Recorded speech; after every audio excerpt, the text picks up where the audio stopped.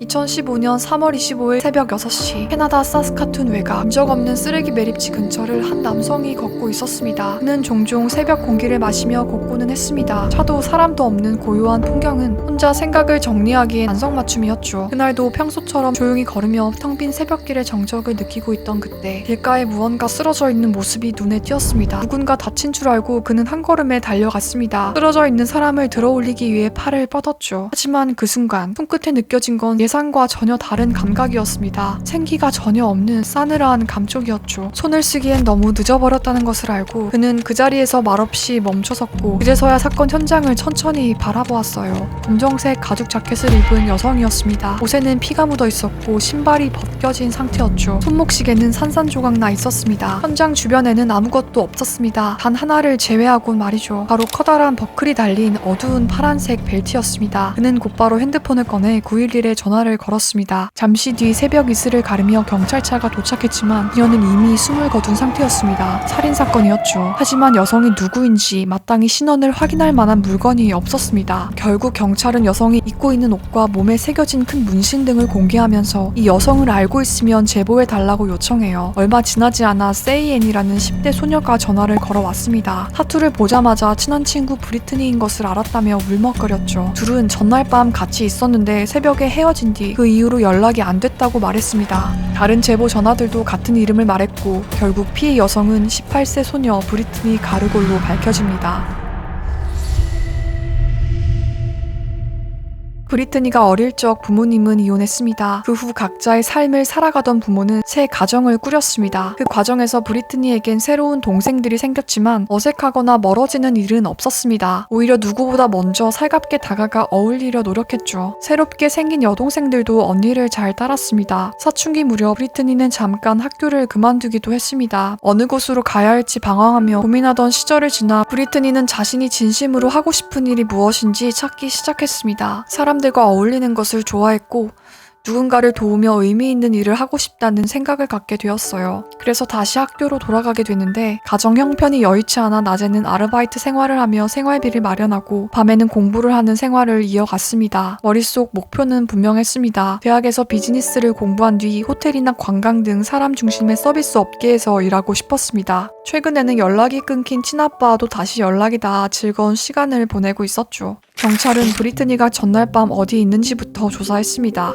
그때 나선 친구가 또 있었는데 나타샤라는 친구였어요. 브리트니와 나타샤는 오랜 친구로 어릴 적부터 마음을 터놓고 지낸 사이였습니다. 브리트니가 학교를 잠시 그만두었을 때 나타샤에게 고민을 털어놓았고 나타샤는 학교에 다시 다니라고 조언도 해주었습니다. 3월 24일 나타샤는 브리트니와 잠깐 만났습니다. 이야기를 나누던 중 나타샤가 차에 기름은 있냐고 묻자 브리트니가 좀 부족하다고 하니 현금을 몇 달러 쥐어주고는 그날 계획을 물었습니다. 브리트니는 친구들과 파티에 갈지도 모른다고 했고 나타샤는 잘 다녀오라며 인사를 했습니다. 하지만 그 이후로 브리트니에게선 아무 연락도 없었습니다. 브리트니는 사람과 어울리는 것을 좋아해 주변에는 친구가 많았습니다. 그래서 브리트니의 죽음은 주변 친구들에게 더욱 충격으로 다가왔죠. 어떤 친구는 브리트니가 더 이상 아프지 않고 하늘나라에서는 편히 지내길 바란다며 기도했고 또 어떤 이들은 이 동네에서 살아가는 것이 점점 무섭다며 앞으로는 파티나 모임에 나가는 것도 조심해야겠다고 말했습니다.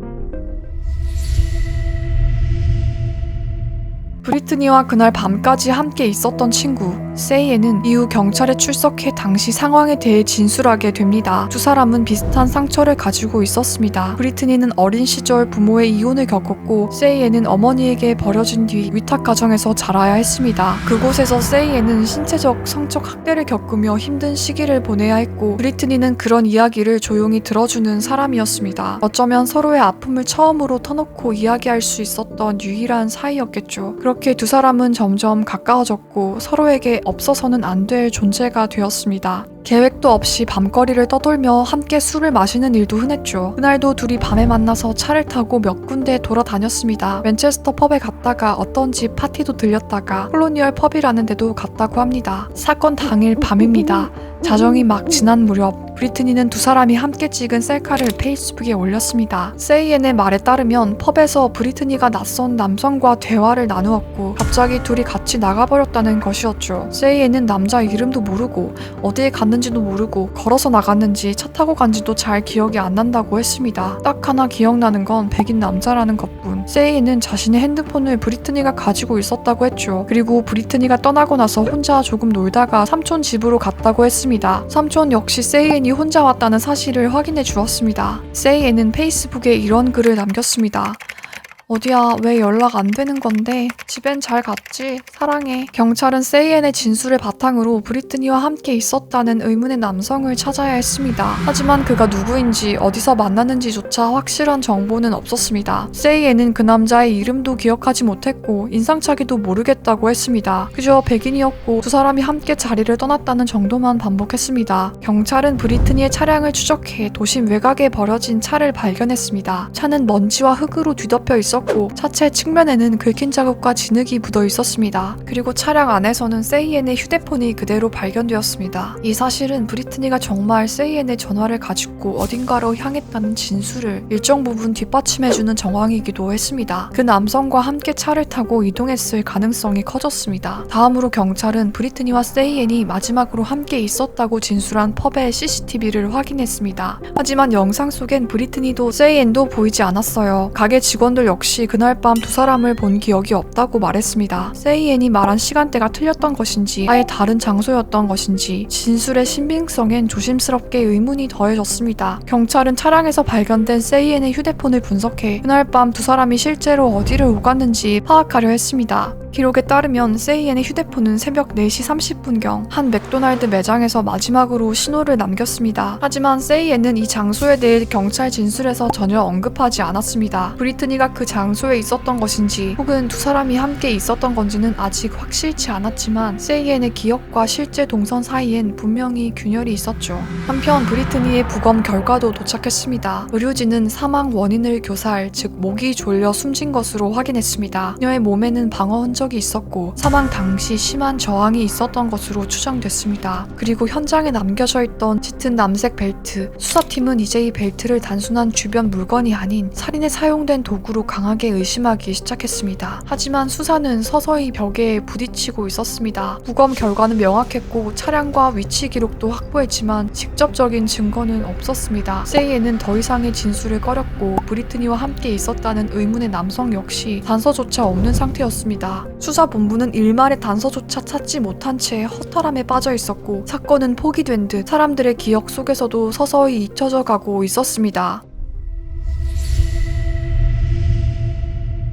그러나 사건 발생 후 약 6개월이 지난 시점에 예상치 못한 방향에서 단서 하나가 모습을 드러냅니다. 뭐라도 찾을 게 있나 싶어 수사관들은 다시 한번 브리트니의 SNS 게시물을 살펴보기 시작했습니다. 이미 여러 차례 확인했지만 혹시 놓친 부분이 있을지도 모른다는 생각에 사진 하나, 글 하나를 천천히 스크롤하며 넘기던 중이었습니다. 그러다 어느 순간 스크롤을 쥐고 있던 마우스가 불현듯 멈췄습니다. 수사관의 시선이 한 사진에서 멈춰선 겁니다. 그건 세이엔이 올린 한 추모 게시물이었고 그 안엔 사건 당일 밤 브리트니와 함께 찍은 셀카 한 장이 담겨 있었습니다. 평범한 사진 그 끄트머리에 정확히는 세이엔의 허리 쪽에서 무언가 눈에 익은 물체 하나가 보였습니다. 바로 브리트니의 시신 옆에서 발견된 그 벨트와 똑같은 것이었습니다. 수사관들은 즉시 현장에서 발견된 벨트와 비교했고 색감, 버클의 모양, 짜임의 패턴까지 육안으로 봐도 거의 완벽하게 일치했습니다. 그제야 수사는 속도를 내기 시작했습니다. 벨트는 곧바로 정밀 감식에 들어갔고 확인해보니 결과는 명확했습니다. 벨트에서 브리트니와 세이엔 두 사람의 DNA가 검출된 것이었죠. 만약 카메라 방향이 조금만 틀어졌다면 그 단서는 끝내 발견되지 않았을지도 모를 일이었죠.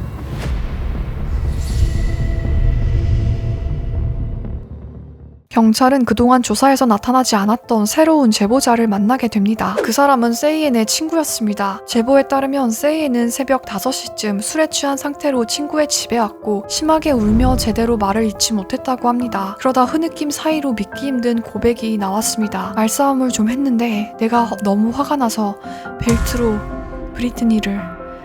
친구는 처음에는 그 말을 제대로 이해하지 못했다고 말했습니다. 하지만 세이엔이 창밖을 가리키며 말했습니다. 저기 차에 있어. 그가 창밖을 내다봤을 때 브리트니 차가 집 밖에 세워져 있었고 조수석에 기댄 채 축 늘어진 브리트니의 모습이 보였다고 했습니다. 피를 흘리고 있는 모습은 분명 이상했고 무언가 심상치 않은 일이 벌어졌다는 것은 두말할 필요도 없었죠. 그는 너무 놀라 세이엔에게 당장 집에서 나가달라고 했고 세이엔은 취한 상태 그대로 차에 올라 떠난 것이었죠. 그날 이후 친구는 아무에게도 이 일을 말하지 못했습니다. 그저 조용히 마음속에 묻어두고 아무 일도 없었던 것처럼 그렇게 지냈습니다. 하지만 시간이 지나고 브리트니의 가족이 계속해서 진실을 찾아 헤매는 모습을 보며 더 이상 침묵할 수 없다는 생각이 들었습니다. 결국 용기를 내어 자신이 본 것을 브리트니 가족에게 털어놓았고 그 이야기는 곧 경찰에게도 전달됐습니다. 경찰은 친구의 제보를 접한 직후 세이엔의 주변 인물들을 다시 하나씩 불러 조사하기 시작했습니다. 그 중에는 사건 초기 세이엔이 새벽에 찾아갔다고 했던 삼촌도 있었죠. 처음 진술 당시 그는 세이엔이 혼자 왔다고만 짧게 말했지만 이번에는 다른 말을 덧붙였습니다. 그는 망설이다가 이전의 진술은 조카의 부탁으로 했다는 사실을 털어놓았습니다. 세이엔이 먼저 다가와 자신의 알리바이를 대신 말해달라고 요청했고 무슨 일이 있었는지 묻지 말아달라고 했다는 것입니다. 그는 처음엔 단순히 아이가 큰일에 휘말린 줄로만 알고 도와주려는 마음으로 그렇게 했지만 지금에 와선 그 선택이 잘못된 거였다고 털어놓았죠. 세이엔은 가짜 남자를 만들어내 수사에 혼선을 주고 SNS에는 거짓으로 추모글을 올렸습니다. 결국 2017년 3월 세이엔은 2급 살인과 시신 훼손 혐의로 기소됩니다. This is just a tragic situation where drug and alcohol use exploded. My client had some very deep-seated personal issues that she was not dealing with, and unfortunately, for whatever reason, we'll never know, they turned into a very tragic situation for all involved. 세이엔은 법정에서 얼굴을 감추듯 긴 소매의 후드를 입고 재판이 진행되는 내내 고개를 들지 않았습니다. 법정에는 브리트니의 가족도 참석했는데 이렇게 말했죠. 경찰들이 거의 2년간 이 사건을 포기하지 않았기 때문에 희망을 놓지 않을 수 있었다며 감사 인사를 건넸습니다. 그 모든 증거가 드러난 뒤에도 세이엔은 처음 친구에게 털어놓았던 이야기를 거의 그대로 반복했습니다. 그날 밤 파티를 마친 뒤 두 사람은 근처 맥도날드에 들렀고 그곳에서 싸움이 시작됐다고 했습니다. 브리트니가 자신의 휴대폰을 가져가려 했다는 것이었죠. 그 순간 세이엔은 화를 참지 못하고 순간적으로 이성을 잃었다고 진술했습니다. 그 다음부터는 기억이 흐릿해 잘 떠오르지 않는다고만 말했습니다. 무엇을 어떻게 했는지 정확히 기억은 나지 않지만 정신을 차렸을 때는 브리트니가 이미 움직이지 않고 바닥에 쓰러져 있었다는 것이었죠. 법정에서 세이엔은 친구의 죽음에 대해 책임지겠다고 말했습니다. 캐나다 법상 2급 살인은 계획적이지 않더라도 고의성이 인정되는 살인을 뜻합니다. 최소 형량은 징역 10년 이상이며 최대는 종신형입니다. 하지만 과실치사는 살인의 의도는 없지만 결과적으로 사람이 죽게 된 경우에 적용됩니다. 이 혐의에는 최소 형량이 정해져 있지 않습니다. 세이엔의 변호인은 그녀가 과거 심각한 트라우마를 겪어왔다며 과실치사 혐의로 감형된다는 조건에 유죄 협상을 진행했습니다. 변호인은 세이엔이 겪은 일들을 설명했습니다. 어릴 적 어머니에게 버림받아 위탁 가정에서 자랐고 그곳에서 신체적, 성적 학대 경험, 청소년기부터 시작된 범죄 전력과 약물 문제, 그리고 사건 발생 한 달 전 또다시 성폭행 피해를 겪었던 사실 등을 감형 사유로 제시했습니다. 그러나 그런 사정에도 불구하고 법정안 분위기는 결코 가볍지 않았습니다. 피해자 가족은 세이엔이 그렇게까지 의지하던 사람이 바로 브리트니였다는 점에서 더 깊은 충격과 배신감을 느끼고 있었습니다. 한 사람에게 의지하던 마음이 어느 날 분노로 바뀌었고 그 순간의 감정이 한 사람의 생을 앗아간 것입니다. 2018년 세이엔은 유죄 협상이 성공해 2급 살인 혐의에서 과실치사로 징역 7년형을 선고받았습니다. 기억이 불분명하고 계획성이 없었다는 이유로 형이 낮춰진 것이었죠. 수년간 진실을 알 수 없어 고통받았던 가족은 비로소 일부의 진실을 알게 되었고 작은 위로를 얻었습니다. 브리트니의 아버지 에버렛은 딸의 죽음 이후 자신의 삶도 완전히 달라졌다고 말했습니다. 그날 함께 차량 수리를 하기로 한 약속을 지키지 못한 것이 계속해서 마음에 걸린다고 했습니다. 그리고 마지막으로 딸을 안아볼 수 있었던 그 하루를 놓쳤다는 생각이 매일 자신을 괴롭히고 있다고 했습니다. 가족은 여전히 브리트니를 깊이 그리워하고 있었습니다. 막내 동생은 하루라도 언니 생각을 하지 않으면 언니를 잊을까봐 무섭다고 털어놨습니다. 사건이 일어났을 당시 아이는 겨우 5살이었습니다. 언니 생각을 매일 해요. 하루라도 언니가 안 떠오르면 언니를 잊어버리는 것 같아서 그게 너무 무서워요. 그런 날엔 괜히 미안해지고 그냥 계속 생각하고 있어요. 언니가 거기서도 잘 지내고 있었으면 좋겠어요.